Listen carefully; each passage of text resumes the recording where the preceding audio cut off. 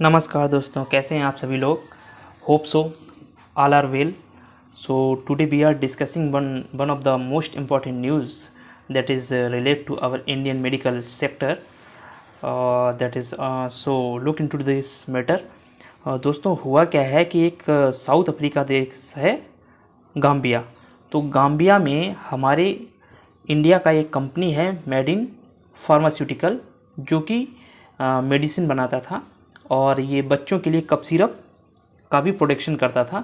इसी कंपनी के 4 cup syrup जो हैं वो गाम्बिया में एक्सपोर्ट किए गए। दोस्तों, गाम्बिया में एक्सपोर्ट करने के बाद क्या हुआ, यहाँ पे एक मास डिजास्टर हो गया है बच्चों के साथ। बच्चा क्या हुआ है कि इन कप सिरप्स को पीने के बाद यहाँ पर 66 बच्चों की मृत्यु हो गई है।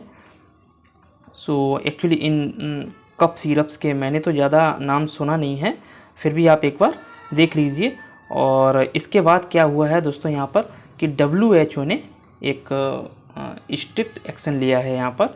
और इन कप सिरप्स की जब जांच कराई गई WHO के द्वारा, तो पाया गया कि इन कप सिरप में डाई इथाइलिन ग्लाइकोल एक ज़्यादा मात्रा में पाया गया, जिसका कॉज हुआ कि इन बच्चों की डेथ हो गई। बच्चा देखिए, WHO has released an alert over the 4 fever, cold and cough syrups made by an Indian company and urging people to not use them।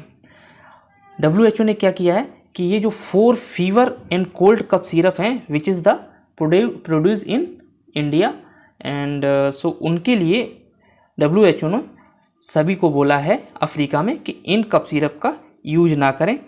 और ये कप सिरप जो हैं, ये 4 कप सिरप कौन से हैं बच्चा, ये हैं एक तो तुम्हारा ओरल प्रोमेथेजिन ओरल सोल्यूशन है, कोफेक्स मेलिन है, और एक है Makoff baby cough syrup and Magrip and cold syrup.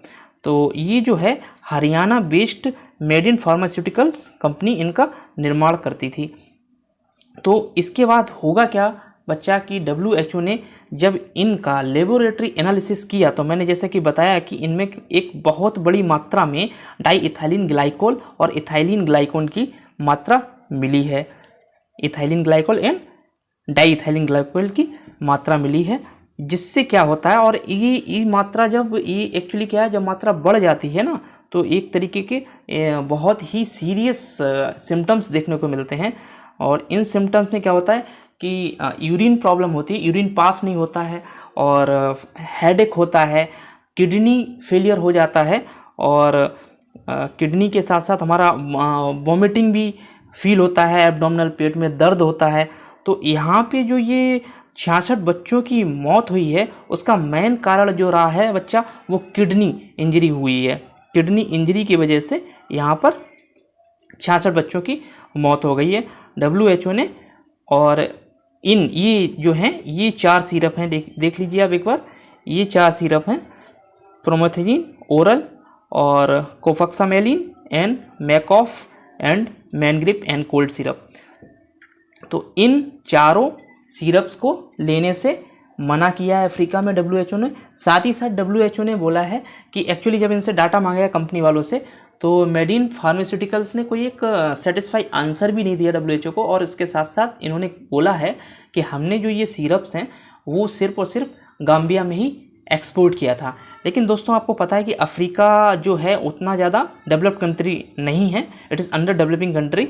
और सो इसलिए क्या हुआ है, WHO का मानना है कि यहाँ पे अनऑर्गेनाइज्ड मार्केट बहुत बड़ा है। तो अनऑर्गेनाइज्ड मार्केट की वजह से हो सकता है कि जो सिरप है वो अफ्रीका की अनादर कंट्रीज़ में भी गए हों, इसलिए पूरे अफ्रीका में इन्होंने अलर्ट जारी किया है कि ये जो 4 तरीके के सिरप है इनको बिल्कुल भी यूज ना किया जाए। ठीक है दोस्तों, अब आ जाते हैं अपनी नेक्स्ट न्यूज़ पे जो इम्पॉर्टेंट है, वो है नोबेल प्राइज़ से रिलेटेड। यहाँ पे क्या हुआ है दोस्तों, फिजिक्स के नोबेल प्राइज़ जो मिले हैं वो कंबाइंड रूप से 3 साइंटिस्ट को मिले हैं। दोस्तों, यहाँ पे फिजिक्स का नोबेल प्राइज़ 3 साइंटिस्टों को मिला है, that is the Alan, John and Anton. नाम याद पूरा रखने की कोई ज़रूरत नहीं है, बस ऐसा नाम याद करो कि याद रहे, Alan, John and Anton, Alan, John and Anton, A से आप इसको याद रख सकते हैं, वनडे एग्जाम में इसको पूछा जा सकता है। एलन जो हैं वो फ्रांस से हैं और जॉन अमेरिका से हैं तथा एंटन जो हैं वो ऑस्ट्रिया से बिलोंग करते हैं। तो और इनको जो ये नोबेल प्राइज़ मिला है वो मिला है फिजिक्स में क्वांटम थ्योरी पे काम करने के लिए, ठीक है ना, क्वांटम और फोटॉन्स पर रिसर्च करने के लिए मिला है, ठीक है ना। और इस रिसर्च से जो है क्वांटम फिजिक्स में एक बहुत बड़ा रेवोल्यूशन होगा।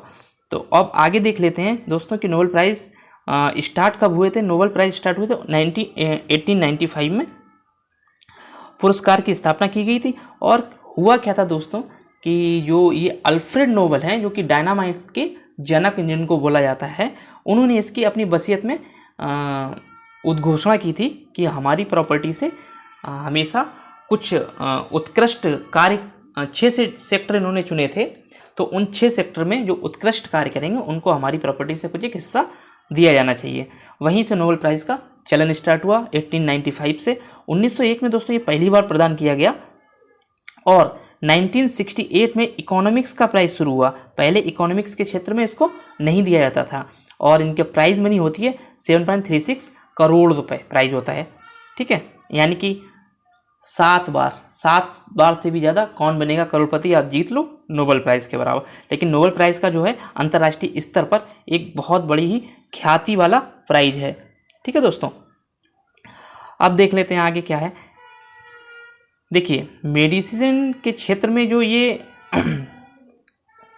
नोबेल पुरस्कार है उसका जो है 3 अक्टूबर को हो गया था। और पता है आपको मेडिसिन के क्षेत्र में किसके लिए दिया गया है? ये जो हमारे जो पूर्वज हैं उनकी जीनोम स्टडी, उनके जीनोम सीक्वेंसिंग के लिए मेडिसिन में दिया गया था अवार्ड। और फिजिक्स में 4 अक्टूबर को दिया गया जो JAJ को मिला है, ठीक है ना। और केमिस्ट्री में 5 अक्टूबर को मिला है। और लिटरेचर में जो है बच्चा वो 6 अक्टूबर यानी कि आज मिलेगा, ठीक है। और पीस के लिए 7 अक्टूबर को दिया जाएगा और इकोनॉमिक्स का 10 अक्टूबर को प्राइज़ मिलेगा। देखते हैं अभी 2 इंडियंस भी जो हैं इस नोबेल प्राइज़ की रेस में हैं। देखते हैं आगे क्या होता है। हालांकि जो अल्फ्रेड नोबेल हैं वो डायनामाइट के जनक के रूप में जाने जाते हैं, लेकिन इनके साथ साथ ही इनके नाम पर जो है नियर अबाउट 355 पेटेंट हैं। और अब तक जो है वो 975 संस्थानों और शख्सियतों को नोबेल प्राइज़ दिया जा चुका है। और ये दिए जाने वाले नोबेलों की संख्या है 609। एक्चुअली क्या होता है, कभी कभी एक नोबेल प्राइज़ 3 साइंटिस्ट, जैसे आपने देखा है कि फिजिक्स के क्षेत्र में 3 साइंटिस्टों को एक नोबेल प्राइज़ दिया गया है, ओके, क्वांटम रिसर्च के लिए। चलिए आगे देखते हैं वो भारतीय जिनको नोबेल प्राइज़ मिले। दोस्तों सर्वप्रथम जो था नोबेल प्राइज़ विजेता जो थे हमारे भारत से, वो थे 1913 में रविंद्रनाथ टैगोर जी को साहित्य का नोबेल प्राइज़ मिला था। इसके बाद 1930 में डॉक्टर चंद्रशेखर वेंकट रमन को फिजिक्स के क्षेत्र में दिया गया था। दोस्तों इनको दिया गया था चंद्रशेखर लिमिट के लिए, चंद्रशेखर लिमिट की खोज के लिए, रिसर्च के लिए चंद्रशेखर वेंकट रमन को फिजिक्स का नोबेल प्राइज़ मिला था। डॉक्टर हरगोविंद खुराना को मेडिसिन के क्षेत्र में मिला था। इनका भी, हरगोविंद खुराना जी की भी एक जो जीनोम स्टडी है ना, जीनोम स्टडी के लिए हरगोविंद खुराना जी बहुत ही फेमस साइंटिस्ट थे और आज भी हैं, ठीक है ना। मदर टेरेसा को 1979 में शांति का पुरस्कार मिला और 1983 में डॉक्टर सुब्रमण्यम चंद्रशेखर को फिजिक्स के लिए मिला था और 1998 में अमर्त्य सेन को इकोनॉमिक्स के क्षेत्र में जो है नोबेल प्राइज़ मिला था। चलिए देख लेते हैं दोस्तों आगे। और ये जो नॉलेज है दोस्तों, आप इसके बाद अब हम जो नेक्स्ट न्यूज़ होगी वो अगले सेशन में देख लेंगे, जो भी इम्पोर्टेंट होगी एग्ज़ाम पॉइंट ऑफ व्यू से। और आज की जो न्यूज़, जो सबसे सैड न्यूज़ है वो दोस्तों यही है, गाम्बिया वाली। और इससे क्या दोस्तों के कि इकोनॉमिकल जो हमको या इंडिया को बहुत बड़ा नुकसान होगा एक्सपोर्ट के क्षेत्र में।